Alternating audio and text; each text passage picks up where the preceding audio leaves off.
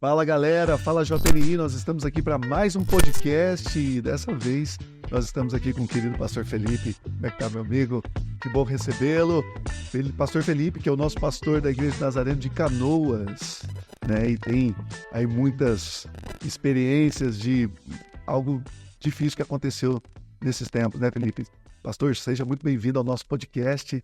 É um privilégio e uma honra recebê-lo aqui com a gente. Pastor Kleber, primeiramente, é uma honra estar aqui com vocês, um prazer imenso poder compartilhar um pouquinho do que nós vivemos, um pouquinho da nossa história lá da Igreja de Canoas e do Sul em geral também, porque muitas coisas se aplicam a todo o cenário e também está nessa comunhão maravilhosa aqui que os irmãos estão proporcionando. Maravilha. E para o pessoal conhecer um pouquinho mais o Pastor Felipe, como que é a sua história, a Igreja de Nazareno, quantos anos você tem, como que foi a sua jornada, o seu começo na Igreja de Nazareno? Eu me converti na Igreja do Nazareno em Canoas, igreja que hoje eu estou como pastor, em 2003. 2003. Exatamente. Já estamos aí com 21 anos que estou lá. Fui o primeiro jovem a me converter nessa congregação, uma congregação no fundo do bairro, e lá então Deus falou comigo, tocou meu coração, me chamou. Eu começo a servir o Senhor na Igreja do Nazareno em Canoas. E de lá até aqui são esses 20 anos, onde naquele tempo não existiam redes sociais, existiam algumas, mas a comunicação não era... da vida. Então, eu desenvolvia meus primeiros anos de fé com as histórias, né? Ouvia as histórias do que acontecia aqui em Campinas, do pastor Aguiar, né?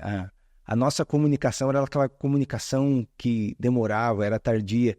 Então, fiz toda uma caminhada, fiz seminário na Igreja de Nazareno e há um pouco mais de 10 anos, então a igreja me convidou a estar como pastor da Igreja de Nazareno em Canoas. E de lá para cá temos trabalhado, temos desenvolvido esse trabalho e caminhado junto com a igreja e o distrito lá no Rio Grande do Sul. Que maravilha. E casado, filhos? Sim. Quanto tempo de casado? Já temos mais de 10 anos de casado, temos 2 filhos, né? O Samuel e a Alice. O Samuel com 9 anos, a Alice com 6. 2 crianças maravilhosas. Minha esposa Daiane, esposa querida, né? Manda um beijo para ela aqui. Daiane, meu amor. Então, temos uma família bastante tradicional, né? Quanto tempo de casado? Nós casamos em 2011, então agora... Vocês estão com 13 anos. É uma coisa que eu não conto, mas... Legal, uma boa história juntos, né? Gremista. Olha, minha esposa é colorada, ela gosta do vermelho. Não. Amém. Mas os dois não tão muito bons, não. Ela já tá mais São Paulino agora. Já consegui convencer a varoa já. Mas diz uma coisa, querido, como que estava o ambiente antes das chuvas? Como é que era o cenário ali da igreja local? Como que as pessoas no bairro estavam? As pessoas imaginavam que isso poderia acontecer? Que do dia para a noite as águas aumentariam ao ponto de as pessoas terem que abandonar tudo? Como que era o ambiente pré? O pensamento, a ideia do povo ali era de essa hipótese. O que aconteceu era algo completamente, né, descartado. Ninguém imaginava que poderia chegar no nível, né, a água poderia alcançar o nível que alcançou. É algo totalmente, né, descartável. Algumas prefeituras, inclusive, anunciaram que, olha, não tem perigo, não há risco, não precisa evacuar, né? E então a grande maioria das pessoas não acreditava. E aqueles que acreditavam que poderia acontecer algo, que eram aquelas pessoas mais idosas que participaram das antigas enchentes, elas imaginaram, se acontecer, vai ser como no passado. Sim, algo mais tranquilo, que dá... A água vai ficar na altura da mesa, a gente vai subir os eletrodomésticos, a gente vai perder alguns móveis, mas vai ficar nisso. Ninguém imaginava que alcançaria, né, o nível que alcançou a água ali, tanto em Canoas como na região. A água chegou a 3,5 metros, em alguns lugares um pouquinho menos, outros lugares até um pouquinho mais, dependendo da altura da região. Mas ninguém esperava, ninguém imaginava que chegaria nesse nível. E esse foi um dos grandes, né, ofensores da dificuldade. Por quê? Porque a maioria das pessoas ficou em casa. Uhum. Ficou em casa e, então, quando já não havia como sair, né, daí começou o desespero, começou aquela situação toda. Os resgates, exatamente. E ali na igreja, você morava próximo à igreja? Como que era? Quando você soube que a situação era crítica, você percebeu isso como? Foi na sua própria casa que você começou a ver a água subindo? Foi de um telefonema? Como que você recebeu a notícia? Então, era uma sexta-feira, dia 13 de maio. A maioria das pessoas tranquilas, ninguém preocupado, né? E então começou na internet, WhatsApp, enfim, notícias, começaram a falar, olha, vai subir, não vai subir, enfim, né? Alguns dizendo não precisa, não vai acontecer nada, outros dizendo vai acontecer, e na dúvida, né? Bom, eu não sei, eu não vou prever, né? Então eu comecei a arrumar algumas coisas, subi algumas coisas para o segundo piso da minha casa, né? Peguei e separei aquelas coisas de maior valor, mas não deu muito tempo. Fizemos uma refeição rápida, e então isso era cerca de 11 horas da manhã, quando eu decidi, não, nós vamos sair, né? Começamos a organizar as coisas, subimos o que dava, o que tinha de maior valor e passou pela vista, fizemos uma refeição rápida, botamos algumas roupas no porta-mala do carro, e então saímos, eu, minha esposa, os 2 filhos, para uma casa de praia da família no litoral. E ali ficamos, né? E vamos acompanhar agora o que acontece, né? Nós saímos do bairro, né? Por volta das 3 da tarde. Uhum. Nós pegamos a última rua ainda com acesso liberado. Uhum. A última rua de saída do bairro com acesso liberado. E a água já estava no meio do pneu, né? Então já foi tenso, porque aquela hora ali, quando as pessoas viram, ó, vai subir, não vai ter jeito, né? Então começou todo mundo a tentar sair, evacuar, né? Mas porque a chuva já tinha caído em outras cidades, isso, já tinham notícias da gravidade de que estava acontecendo na região mais acima, né? Então a água estava descendo e chegando em Canoas. Foi esse ambiente que foi vindo, né? Não foi ao mesmo tempo. Perfeito. No dia que a água subiu em Canoas, não estava nem chovendo, né? A água apenas havia chovido na serra e ela estava descendo, então o rio estava enchendo, né? Então, quando alguns sinais, alguns pontos, né, a água supera, né? Porque em Canoas ali, a água ela cerca a cidade, ela entra e depois ela supera o dique. Então, ela vinha subindo, vinha subindo, vinha subindo. Quando ela supera alguns pontos da cidade, então ela começa a fechar o meio. Sim. Então, a minha casa, por exemplo, a água só chegou nela na madrugada, na noite, né, naquela noite. Mas no meio da tarde, a saída do bairro já estava fechada. Estava fechada. Que ela foi fechando o cerco Foi ali, né? fechando. E daí chega um momento onde a água não apenas ela começa a cercar a cidade, ela começa a sair também pelo esgoto, né? Uhum. E chega um momento então que ela transborda o dique. Daí quando transborda o dique, a água sobe muito rápido. Daí é aquele momento que agora subiu. E vem velocidade, vem... Então, ali em Canoas, ela não chegou como enxurrada, ela só alagou, ela só subiu. Sim. Foi um alagamento gradual. Diferente das outras cidades que o... Diferente de algumas cidades, né? Eldorado ali teve pontos onde a entrada da cidade era correnteza, né? Olha só.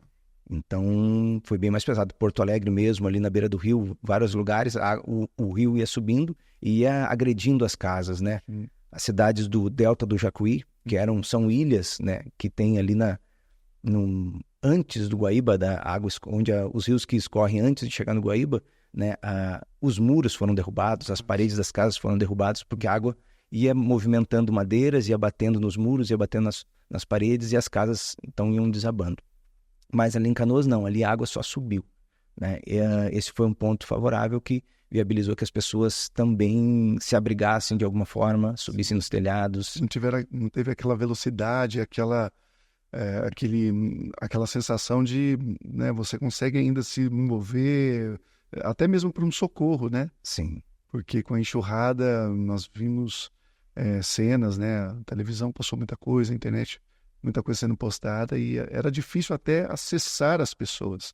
Às vezes pessoas que estavam em cima das casas, pessoas que estavam segurando em árvores, e o pessoal tentando se aproximar, mas muita coisa descendo, muita coisa sendo arrastada junto, né? E era perigoso até para um barco se aproximar, né, para fazer um resgate. Houveram áreas ali do Rio Grande do Sul que foi assim devastador. Todos os lugares foram muito tensos, mas teve lugar que não sobrou nada da cidade, né? Quais foram as cidades mais afetadas ali? Então, as cidades que ficaram completamente cobertas, todas as cidades do Delta do Jacuí, elas ficaram completamente cobertas. Então, as ilhas ali, tem Ilhas das Flores, né? Ilha da Pintada, Arroio dos Ratos, Eldorado, que é uma cidade importante. Ele não é uma cidade grande, é uma cidade um pouco mais de 40 mil pessoas, mas é uma cidade importante, com uma indústria forte. Ela ficou completamente coberta. Apenas um pouco ali da área industrial, que era um pouco mais alta, não foi coberta, mas foi afetada. Então, a gente teve praticamente 100% dos habitantes dessa área, todo o Delta do Jacuí ali, que tiveram suas casas com a água até o telhado ou acima do telhado. Então, e para eles foi um pouco, né, mais difícil. Por quê? Porque no ano passado e no início do ano já haviam acontecido 2 enchentes, onde eles haviam sido afetados. Então, para eles já era a terceira. Puxa. Né? Não era a primeira, já era a terceira vez que algumas coisas nas outras enchentes foi menor o volume da água, a água ficou mais baixa, mas perde um pouco, depois perde de novo e agora vai e perde tudo. Tem aquela região turística também de Bento Gonçalves, havia um perigo até mesmo de próprio Gramado e Canela ali sofrerem com uma grande inundação, né? Eu lembro que tinha alguma coisa que estava para romper ali, um dique, alguma coisa assim que se acontecesse iria ser difícil para a cidade, né? Porque fica numa região ali, né, desafiadora, né, nessa questão geográfica, e é uma região que acredito que muitos conhecem assim de vista ou já foram para lá, né? É uma região lindíssima, de um povo que trabalha bastante, planta muito, né? Muitas lavouras ali, uva e tudo mais, e as vinícolas, né? Então, eu imagino o quanto uma região que é tão produtiva, né? Que o campo abastece o Brasil e o mundo, como o gaúcho diz, né? E acabou tudo, né? Plantações de arroz, por exemplo, da região ali de Porto Alegre, que é muito forte isso lá, né? Isso aí, safras foram todas embora, né? A parte agrícola e até mesmo a parte mais rural, próxima da região metropolitana, ela foi muito afetada, né? Até em Canoas mesmo, onde a gente tem uma área muito pequena, rural, em relação a outras cidades, em alguns acessos das cidades a gente via, né, os animais mortos, né, as plantações devastadas, não apenas porque a água subiu, mas porque a água também é suja. Né? Então, por exemplo, ali em Canoas, antes da água do rio alcançar o centro da cidade, ela tira a água do esgoto para fora. Então, a água de fato era uma água... do esgoto vem... Era água de esgoto. Né? Então, a gente tem a parte de Canoas ali coberta com água de esgoto. A parte afetada, o lado afetado da cidade de Canoas, ela tem um esgoto fechado que é paralelo à linha do trem. A linha do trem serviu de dique para outro lado de Canoas. A linha do trem, então, ela tem mais ou menos 2,5 metros de altura e ela segurou a água que, então, ali deixou em seco a parte ao outro lado de Canoas. Então, a gente conseguia, assim, subir na passarela e ver a água com 2,5 metros no limite do trilho do trem e olhava para outra parte mais baixa e estava em seco, né? Apenas os bueiros ali cuspindo água. Então, tinha aquele cenário. Né? Tanto a parte molhada quanto a parte seca foram, né, comprometidas nisso tudo. Né? A parte molhada diretamente afetada, a parte seca indiretamente afetada, até porque o abastecimento de água da região ele ficou comprometido por muitos dias. Então, os condomínios usavam as piscinas para dar descarga em banheiro, enfim, ficou aquele ambiente bastante caótico por um bom tempo. E como que foi a outra fase, quando... Depois de toda essa situação, você conseguiu retirar ali a tua família e, de repente, você percebeu que era necessário voltar, era necessário pegar o barco, socorrer pessoas.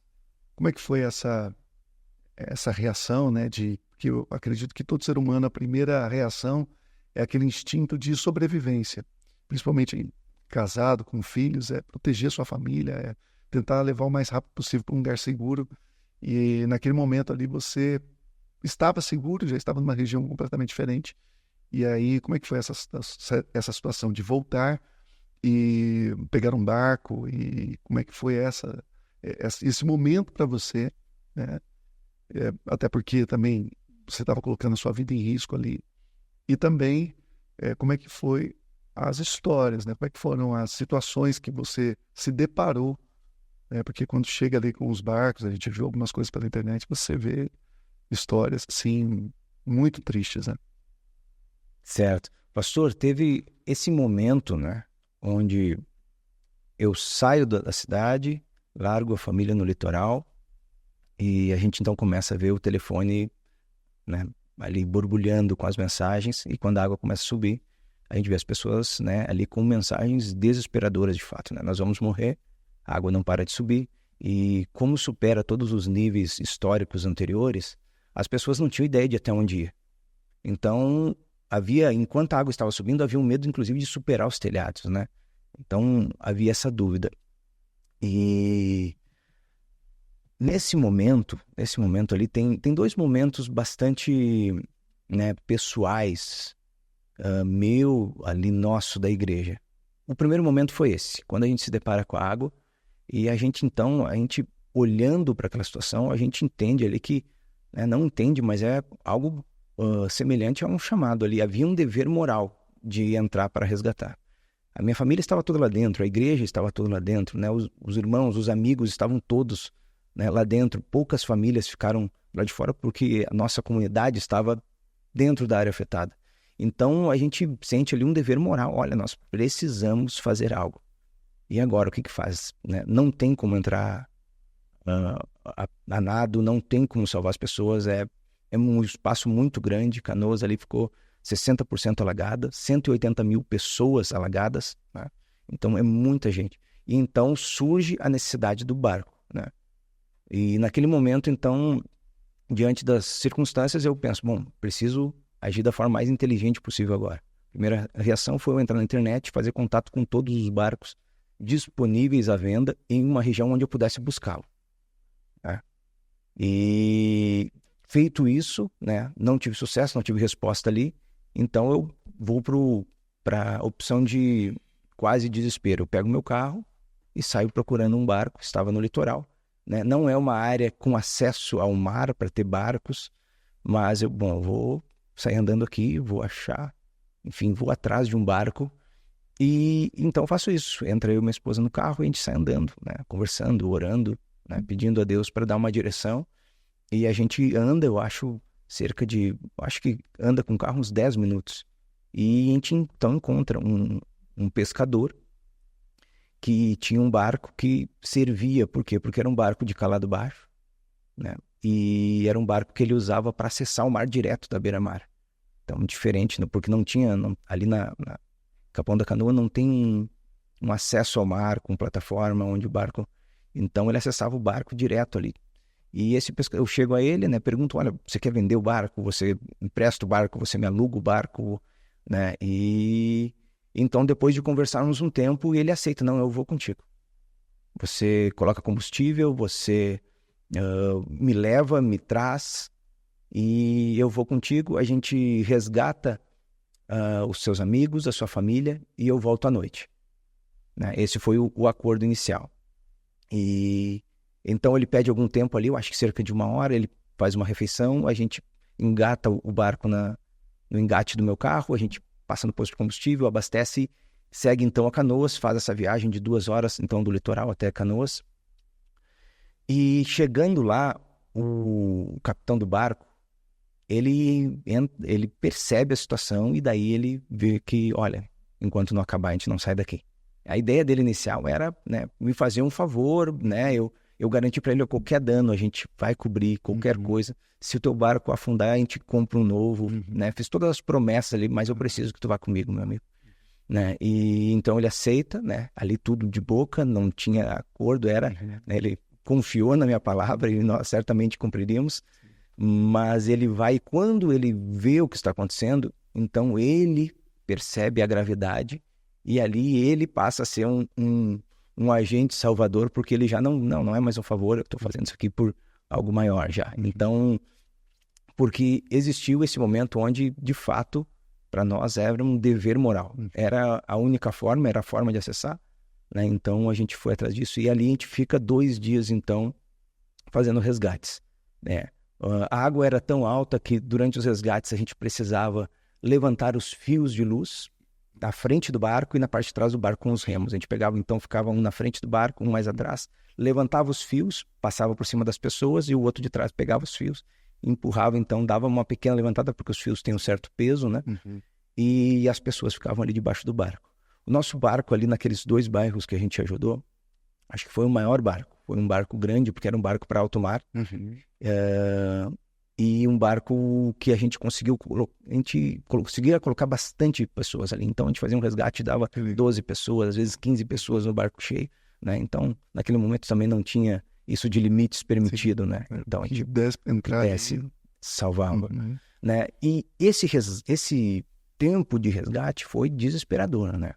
Por quê? Porque a gente chega lá inicialmente com a ideia, vamos resgatar as pessoas que, né? Enquanto isso, as pessoas da igreja, a minha esposa, a esposa do pastor Fernando, elas já estavam preparando a lista, os endereços, né? Com aquelas pessoas que estavam dentro do nosso contato. Olha, essa aqui é o nosso povo, né? Então a gente tinha já uma lista de endereços para passar. Mas quando a gente saía da beirada ali do viaduto que dava acesso à parte molhada, não tinha como chegar nas casas.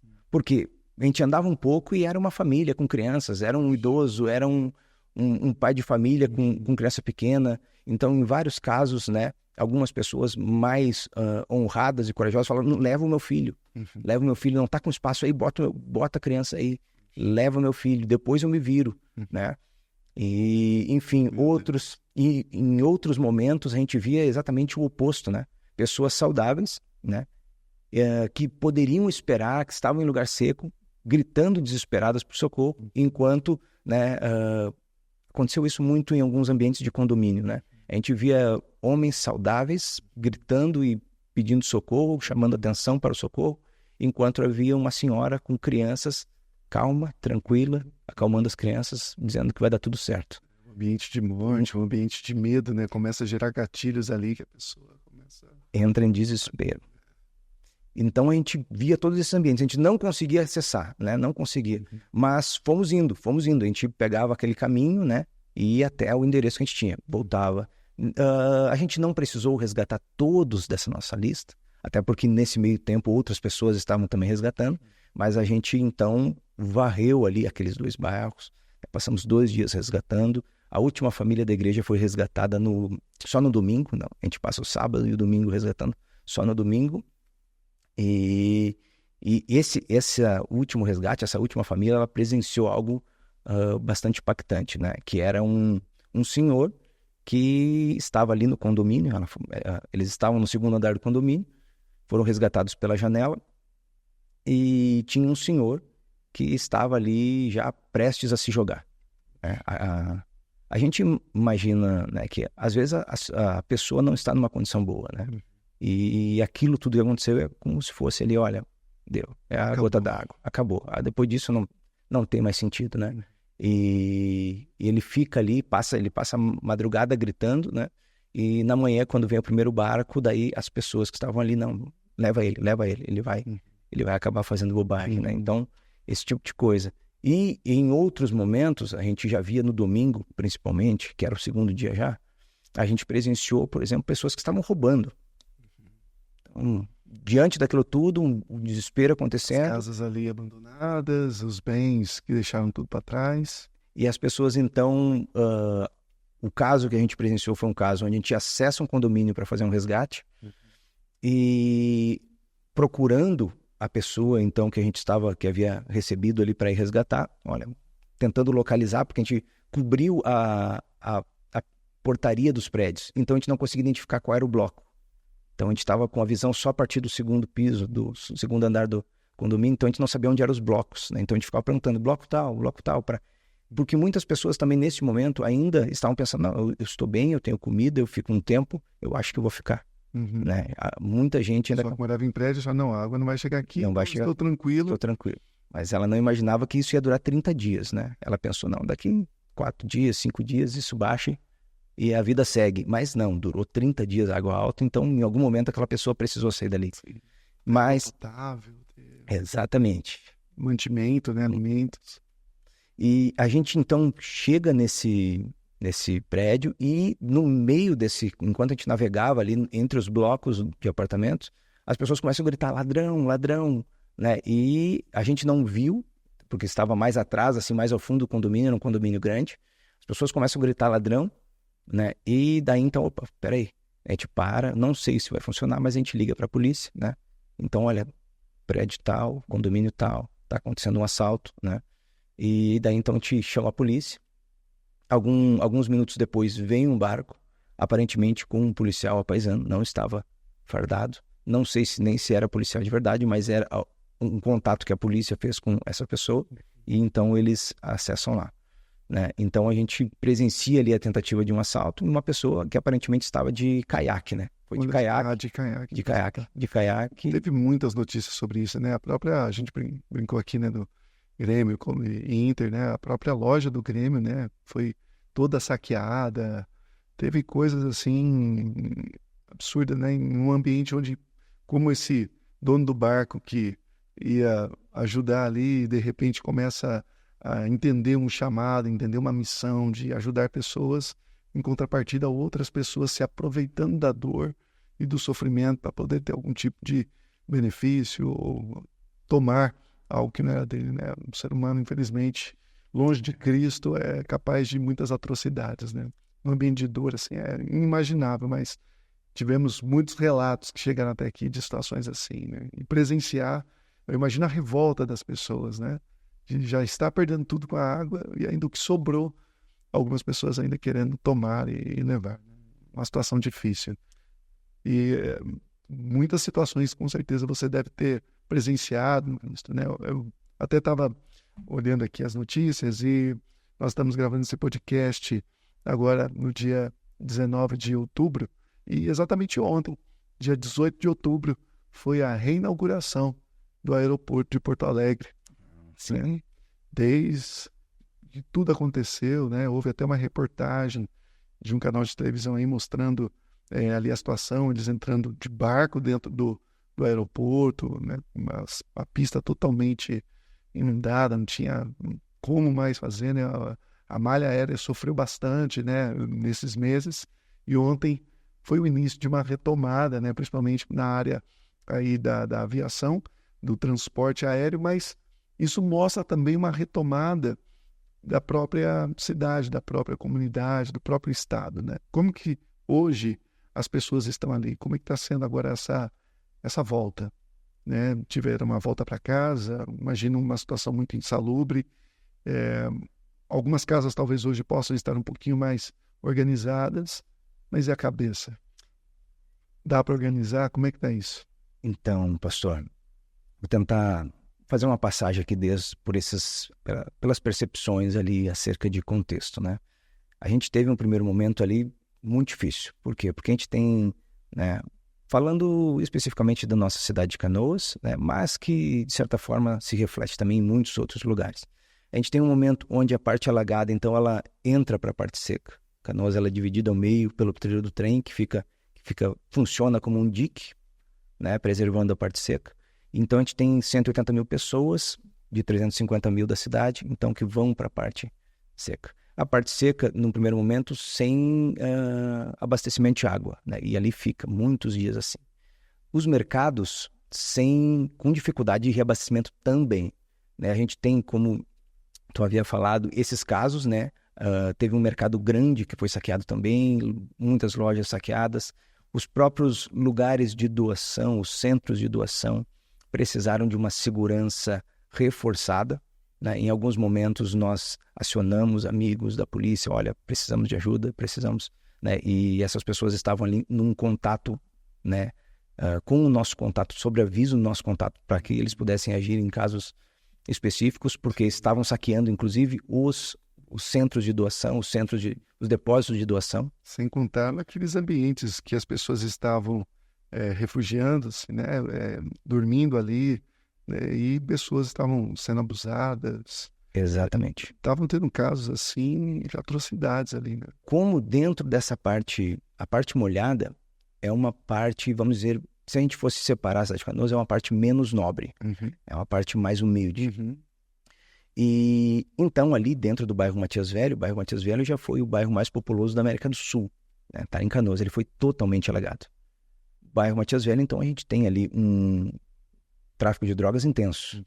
A gente tem pessoas que estão em prisão domiciliar, a gente tem uma série de facções funcionando ali dentro. Todas essas pessoas, elas vão para os abrigos ou vão para algum lugar da parte seca, né? Então a gente tem o quê? Quando a gente, bem no início, quando a gente faz uma parceria com uma igreja do bairro Guajuviras para iniciar as doações, por exemplo, olha, abastecemos os irmãos da igreja, os familiares desses irmãos, né? Cuidamos dos nossos. Mas só que aí está transbordando, né? Os nossos amigos estão nos ajudando demais. Então a gente faz uma parceria, a gente começa a receber doações ali. E depois de alguns dias, inclusive, alguns marginais da volta, né, estavam querendo gerenciar nossa fila de doação, né? A gente ouve relatos, inclusive, que eles estavam cobrando para a pessoa que pegava a nossa cesta básica. Ao ponto que quando a gente percebeu isso, opa, parou. O pastor dessa igreja, em um determinado momento, ele acaba tendo que fechar o portão, porque ele fala, pessoal, acabou hoje, doamos tudo que tínhamos hoje. Né? E as pessoas, não, nós vamos entrar, tem mais coisa aí, né? E querendo entrar ali para pegar as coisas, para tomar as coisas. Então, essas cenas aconteceram, isso foi o cenário, né?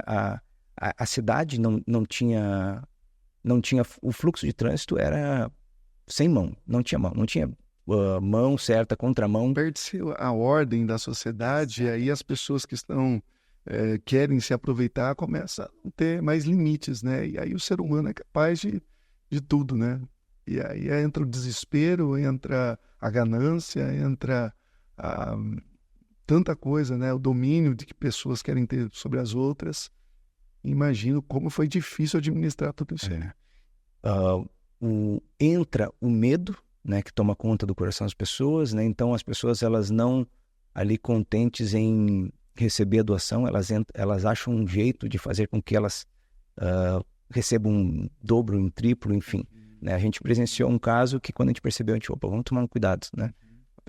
O carro parou 3 vezes, né? O mesmo carro, encheu de comida, encheu de doação e levou, né? Daí, opa, mas já é a 3ª vez que a gente enche esse porta-mala aqui, né? E daí a gente começa, depois de algum certo tempo, né? Tentar fazer um filtro para poder alcançar o maior número de pessoas, né? Porque no começo, com a gravidade da situação, né, e a chegada de muitos recursos que chegaram ali, obviamente, eu imagino que a intenção de vocês era escoar isso rápido e ajudar o máximo de pessoas, porque você não está pensando que alguém está se aproveitando daquela situação para querer gerar algo do tipo. Está todo mundo passando por dificuldade, pessoas morrendo, né? Uma situação difícil, né? De compartilhamento, pessoas compartilhando o pouco que tem umas com as outras, e chega um recurso, imagino, vocês ali como centro de distribuição, a primeiro momento não quiseram ficar restringindo, né?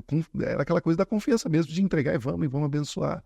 Aí de repente começa a perceber que algumas pessoas ainda têm uma má intenção, né? Mas acredito que é uma minoria também, né? É uma minoria. Acredito que é uma minoria, porque eu acho que a grande maioria também deve ter sido muito abençoada. E como é que era isso, né? De você ver famílias ali recebendo. Você me disse que algumas pessoas, vocês iam até de barco levar algumas coisas, né?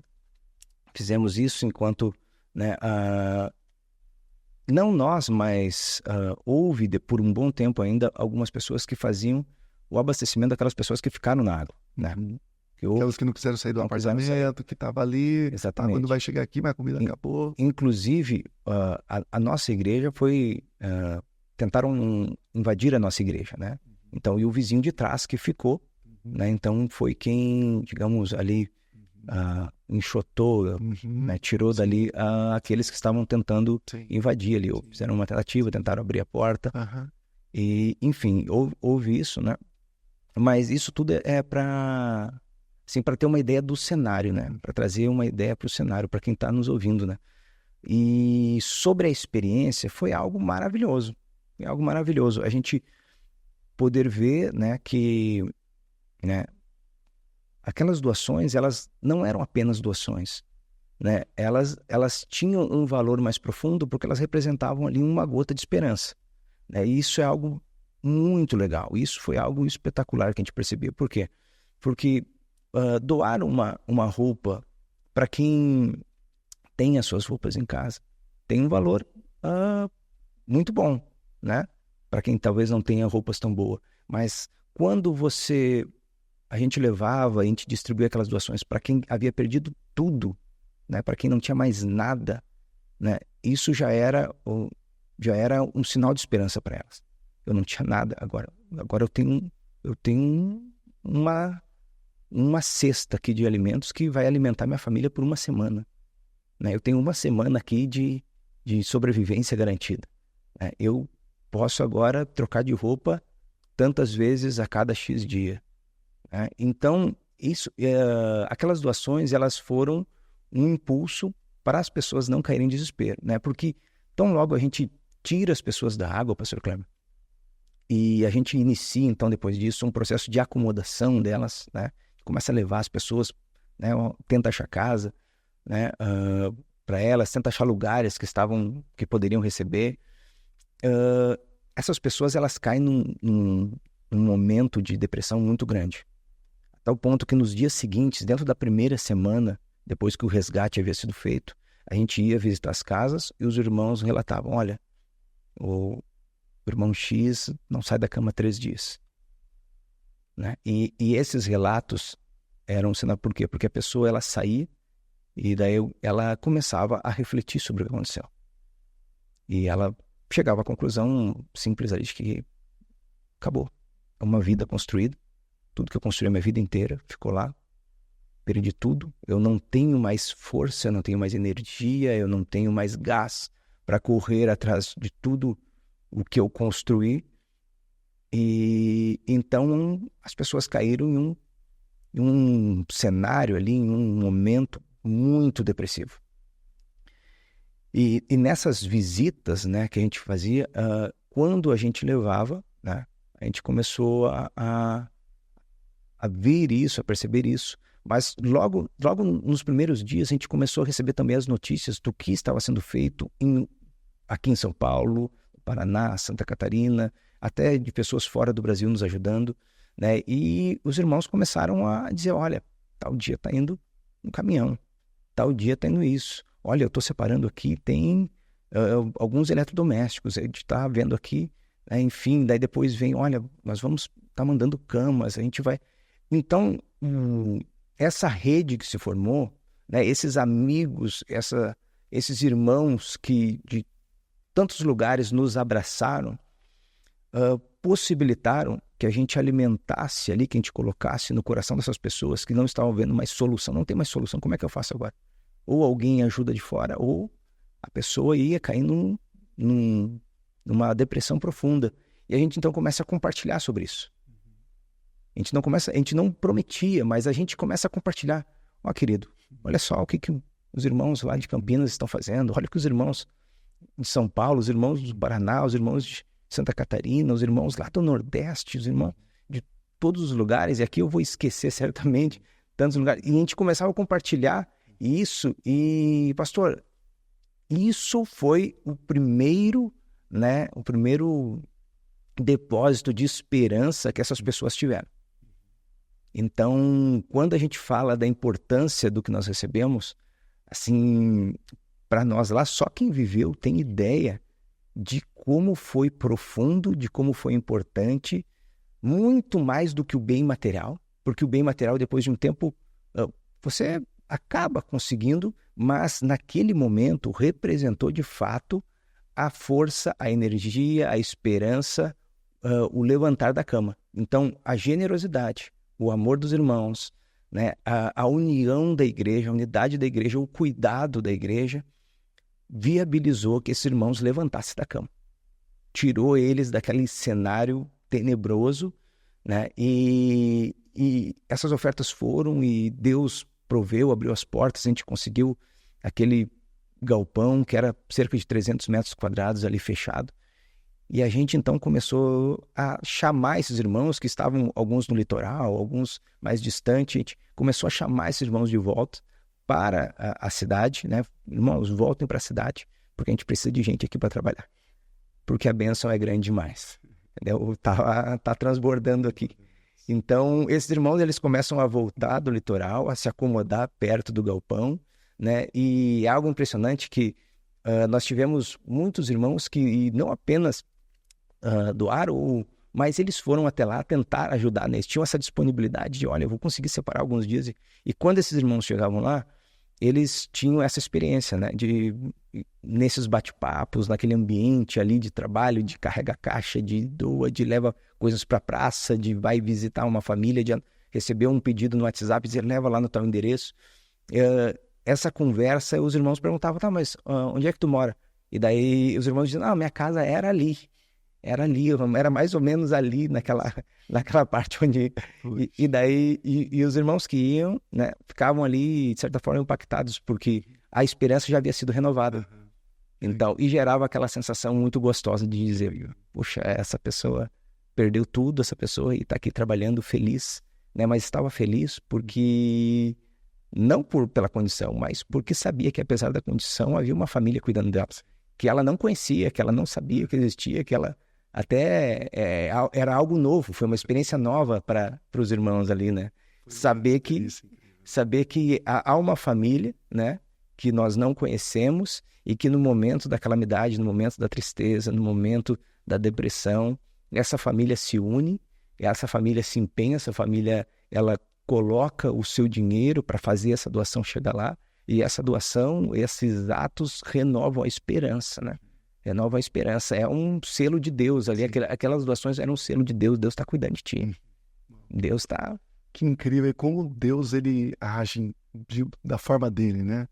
Esses testemunhos são tão impactantes, né? De como Deus, em meio ao caos, ele manifesta a graça, ele manifesta o amor. Aqui mesmo na central, né, o pastor Flávio estava ali mobilizado, ele mesmo junto com a Ana, com as meninas, a igreja toda mobilizada.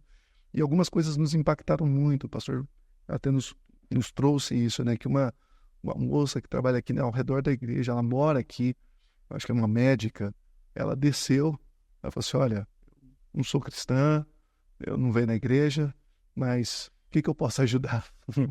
Eu quero ajudar, eu quero fazer parte disso. Eu lembro que a gente estava aqui colocando coisa para dentro dos caminhões, passava carros na rua, buzinando, falando, é isso aí, vamos ajudar, vamos para cima. Então você vê que houve uma comoção toda da nação, né? Que ali não importava mais certas situações que as pessoas tinham de aversão, principalmente às vezes a igreja ou algo do tipo. Mas a igreja realmente, no momento de escuridão, ela foi uma luz para muitas pessoas, né? E é isso que a igreja ali em Canoas foi nesse tempo, né? Num ambiente de dificuldade, de desesperança, as pessoas viam ali um ponto de esperança, onde os membros se sentiam engajados para retomar e as pessoas sendo acolhidas, né? Tendo um lugar onde elas poderiam ter novamente algo, né? Como você disse, que pudesse alimentá-las, que pudesse tirá-las da cama. Deus, ele é maravilhoso no que ele faz e ele tem os seus planos, né? Pastor, esse amor, né, esse movimento, ele foi algo muito poderoso, mais do que a gente imagina, né? A gente teve um cenário bastante, assim, que nos tocou o coração lá, foi quando a gente levou doações para um lugar ali na cidade de Porto Alegre, que havia sido afetada, e aquela pessoa que recebia as doações, a moça que recebia as doações, ela se comove ali e diz para nós, olha, pastor, eu sinto amor nessas doações. Eu já recebi doações aqui, mas não estavam como essa. Uhum. Não estavam dobradas, perfumadas, organizadas, etiquetadas. E esse empenho tocou o coração de uma pessoa que nunca viu a igreja por trás disso. Então, esse gesto, ele foi impactante, né? Uma implicação disso, por exemplo, a gente teve um grupo Logo que a água baixa na cidade de Santa Rita, de Nova Santa Rita, que é a cidade vizinha de Canoas, a gente tem alguns irmãos que moram lá e congregam com nós. Eu fui visitar a casa de um irmão lá para ver como estava a casa. Foi uma das primeiras casas que a gente pôde acessar. Então eu fui lá, eu queria ver, né, olhar com o irmão. E saindo dessa visita, saindo e passando na rua, eu vi um prédio com a porta aberta, um pequeno prédio, uma pequena sala comercial com uma porta aberta. E algumas sacolas ali, opa, acho que isso é doação. Eu parei o carro, cheguei ali, conversei com as pessoas, fiz contato ali com um irmão, né? Um irmão e outra igreja, nós estamos recebendo umas doações aqui. Aquela comunidade havia sido bem afetada, uma comunidade bastante carente. E daí, depois de alguns contatos com ele, eu não consigo falar com ele ali, eu pego o telefone, falo depois. Eu digo para ele, irmão, vou te mandar um caminhão de doação, tá? Para você distribuir. Você consegue? Você faz? A gente manda o caminhão de doação, um caminhão pequeno, né? Devia ter umas 2 toneladas de doação, a gente manda para ele. E ele dá registro, ele faz a distribuição, a comunidade começa a ficar, né? E esse irmão, ele sinaliza, né? Olha, lá da Igreja Nazareno de Canoas, né? Faz os vídeos, compartilha com nós, bota no Instagram, né? Olha aqui o pessoal doando, né? O pessoal grato por aquilo. Na semana seguinte, mesma coisa. Mais um caminhão. Na outra semana, mesma coisa. Né? E a gente ali conversando, aquele povo se afeiçoou à igreja.